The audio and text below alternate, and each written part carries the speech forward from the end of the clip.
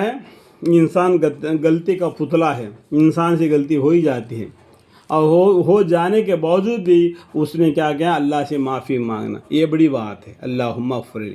پھر جب یہ سب کے سب یوسف علیہ السلام کے پاس پہنچے تو انہوں نے اپنے والدین کو اپنے پاس تعظیماً جگہ دی، اپنے باپ کو کیا کیا، اپنے جگہ پر بیٹھنے کے لیے تعظیمانہ جگہ دی، اور کہا کہ سب مصر میں چلیے اور خدا کا منظور ہے تو وہاں امن و چین سے رہے، اور اپنے والدین کو تخت شاہی پر اونچا بٹھایا، اپنے باپ کو کیا کیا، تخت شاہی پر اونچا بٹھایا، اور سب کے سب ان کے یعنی یوسف علیہ السلام کے آگے سجدے میں گر گئے۔ جو اپنے باپ کو اتنا انہوں نے ایک تخت پر بٹھا دیا، وہ باقی جو 11 بھائی ان کے بینامین اور یوسف علیہ السلام کے سامنے سجدے میں گر گئے۔ لیکن دیکھو آج ہماری امت کو کیا ہے، دوسرے کے سامنے سجدہ کرنا منع ہے۔ سجدہ کس کے لیے؟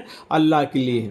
اس ٹائم کا بات ہے، یہ یوسف علیہ السلام کا زمانے کا، ٹھیک ہے۔ آپ دوسرے کو سجدہ نہیں کرنا آج کے امت، مطلب کہنے کا مطلب کیا ہے کہ قرآن میں لکھا ہوا ہے کر کے یہ دوسرے الٹے سلٹے کو یہ بولتے ہیں کہ شادی میں جب دولہا شہرا نکاح پڑھنے کے لیے جاتا ہے اس سے پہلے اپنے ماں باپ کو سجدہ کرتا ہے، پیروں کو چھوتا ہے۔ تو انسان کو سجدہ کرنا بالکل منع ہے ہماری امت کے لیے، ٹھیک ہے۔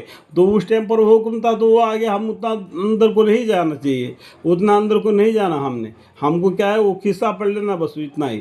وہ اپنے والدین کو تخت شاہی پر اونچا بٹھایا، اور سب کے سب ان کے یعنی یوسف علیہ السلام کے آگے سجدے میں گر گئے، اور انہوں نے یعنی یوسف علیہ السلام کہا کہ اے میرے باپ، یہ ہے میرے خواب کی تعبیر جو پہلے زمانے میں دیکھا تھا، جو بچپن میں دیکھا تھا، جس کی میرے رب نے سچا کر دیا۔ وہ خواب کو اللہ تعالیٰ نے سچا کر کے دکھا دیا، اور اس طریقے سے تدبیریں ہوتے ہیں اللہ تعالیٰ کی، اور اسے یعنی خدا نے میرے ساتھ احسان کیا کہ ایک تو اس نے مجھے قید سے نکالا، کیا کیا مصیبتیں یوسف علیہ السلام پر ڈھائے کو سب بتا دیا، اور دوسرا یہ کہ تم سب کو باہر سے یہاں لایا۔ یہ سب کچھ بعد اس کے ہوا کہ شیطان نے میرے اور میرے بھائیوں کے درمیان میں فساد ڈولوا دیا تھا، یہ شیطان کی وجہ سے یہ کام چلا۔ دیکھو شیطان بولتے ہیں، شیطان کے بغیر تو دنیا چلے گی بھی نہیں، یہ بھی بات معلوم ہونا چاہیے، ٹھیک ہے۔ اور شیطان سے بچ کر زندگی گزارنا یہ بڑی بات ہے۔ سمجھ میں آ گئے میرے بات؟ میں غلط نہیں بول رہا ہوں، دبی ہوئی بات کو میں کہہ رہا ہوں۔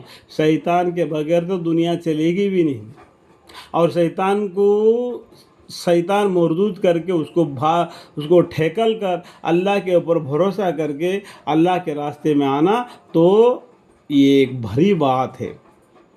بلا شک میرا رب جو چاہتا ہے اس کی عمدہ تدبیریں کرتا ہے، بلا شک بڑا علم والا ہے اللہ تعالیٰ، اور حکمت والا ہے۔ اے میرے پروردگار، تو نے مجھ کو سلطنت کا بڑا حصہ دیا، آمین، اور مجھ کو خوابیوں کی تعبیر دینا تعلیم فرمایا انشاءاللہ، کہ جو کہ علم عظیم ہے۔ اے آسمانوں اور زمین کے پیدا کرنے والے، دیکھو آسمانوں اور زمین کے پیدا کرنے، دیکھو بہو وچن ہے، 7 آسمان 7 زمین ہے، ٹھیک ہے۔ اس طرح اے آسمانوں اور زمین کے پیدا کرنے والے، تو میرا کارساز ہے دنیا میں بھی اور آخرت میں بھی۔ دنیا بھی اللہ ہمارے ساتھ ہے، اور قیامت کے میں بھی ہمارے ساتھ ہے، اور برزخ کی زندگی میں بھی اللہ ہمارے ساتھ ہے۔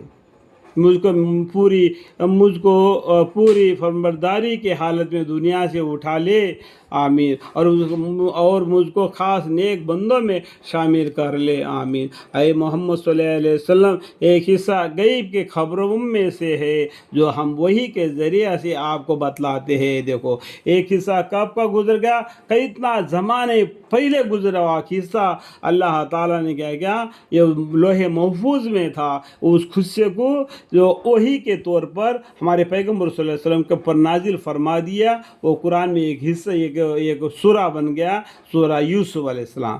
یہ یوسف علیہ السلام کا قصہ ایک ہی جگہ پر لکھا ہوا ہے قرآن میں، اور باقی بہت جتنے بھی پیغمبر ہیں ان کا قصہ ایک ہی جگہ پر نہیں لکھا گیا، وہ الگ الگ لکھا گیا ہے۔ تو اس سے پہلا کیا ہے، 1-2 مرتبہ اگر قرآن کا معنی آپ پڑھو گے تو آپ کو تتر پتر معلوم ہو جائے گا، کچھ سمجھ میں نہیں آئے گا۔ 1 سے 2 مرتبہ پڑھو گے، اور قصص الانبیاء بھی پڑھو گے تو اب تھوڑا سا تم کو معلوم پڑ جائے گا کہ خدا کا معنی قرآن کا معنی کے بارے میں، ٹھیک ہے۔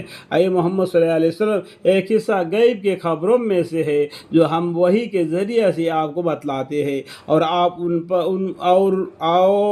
آپ ان برادران یوسف علیہ السلام کے پاس اس وقت موجود نہ تھے جبکہ انہوں نے اپنا ارادہ فقط کر لیا تھا اور وہ تدبیریں کر رہے تھے، اور اکثر لوگ ایمان نہیں لاتے گویا آپ کا کیسا ہی جی چاہتا ہو۔ اکثر لوگ ایمان نہیں لاتے، اکثر لوگ کیا کرتے ہیں؟ ایمان نہیں لاتے، جیسا کہ آپ کا دل چاہے، جیسا آپ کا دل چاہتا ہے کہ سبھی آدمی ایمان لائے، ایک اللہ کے اوپر بھروسہ کرے، تو یہ آپ کا دل کی بات ہے۔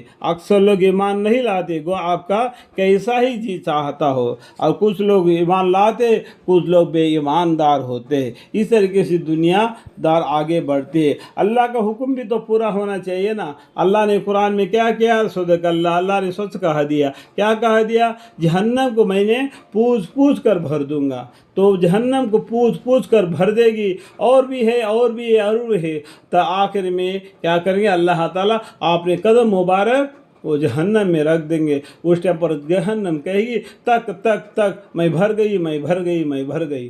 تو دیکھو اللہ تعالیٰ کو پاؤں ہے، سمجھ میں آیا؟ اس سے کیا معلوم ہوتا ہے؟ اللہ تعالیٰ کو پاؤں ہے۔ اللہ تعالیٰ زمین آسمان کو اپنے دونوں ہاتھوں میں پکڑ لیں گے۔ اس کا مطلب کیا ہے؟ اللہ کو دونوں ہاتھ ہے۔ اللہ تعالیٰ دیکھتے ہیں، بصیر سمیع، اور سنتے ہیں۔ اللہ تعالیٰ کو آنکھ ہے، کان ہے، لیکن اللہ کا جسم اس طریقے سے، اللہ کا چہرہ اس طریقے سے کر کے قرآن میں کہیں بھی جگہ پر نہیں آیا۔ تو اس لیے بولتے ہیں کہ قل هو اللہ الصمد لم یلد ولم یکن له کفوا احد۔ ان چاروں آیتوں کے بیچ میں جو آتا ہے وہ اللہ ہے، اسی کی عبادت کرنا ہے۔ یہ چاروں آیتوں کے بیچ میں جو نہیں آتا ہے اس کو عبادت نہیں کرنا ہے، اور شیطان کی طرف سے وسواس ڈالا ہوا ہے، وہ ان کو گمراہ کر دیا ہے۔ تو اس لیے وہ گمراہ کے راستے میں نہیں جانا۔ آپ لوگوں کو قرآن پڑھنا، اور قرآن میں کیا لکھا ہے، قرآن کے اندر بھی ایک حرف بھی ایسا جھٹا رہے کے لائق نہیں، کیونکہ پہلے قرآن میں اللہ تعالیٰ فرماتے الف لام میم ذالک الکتاب لا ریب فیہ۔ اللہ تعالیٰ ہمیں اور آپ کو سمجھنے کی اور اللہ پر بھروسہ کر ایمان لانے کے توفیق عطا فرمائے۔ آمین ثم آمین والحمد للہ رب العالمین۔